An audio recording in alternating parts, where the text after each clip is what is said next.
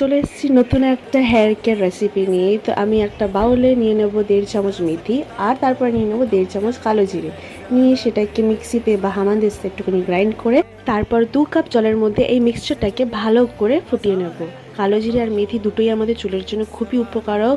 কালো জিরে আমাদের হেয়ার গ্রোথ বুস্ট করে আর মেথি আমাদের চুলকে নারিশ করে। আর এই পোশনটা আমাদের হেয়ার গ্রোথ বুস্ট করার সাথে সাথে স্প্লিটেন্স আর ড্যান্ড্রফকে দূরে রাখে আর স্ক্যাল্পকে খুবই ভালোভাবে নারিশ করে। এরপরে আমি এটাকে ছাঁকনি দিয়ে ছেঁকে কুল ডাউন হতে রেখে দেবো।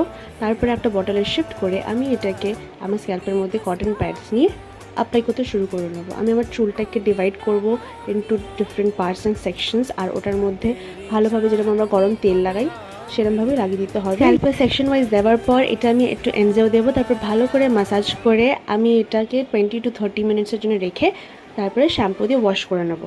আশা করি ভিডিওটা ভালো লেগেছে। দেখা হচ্ছে পরের ভিডিওতে। টাটা।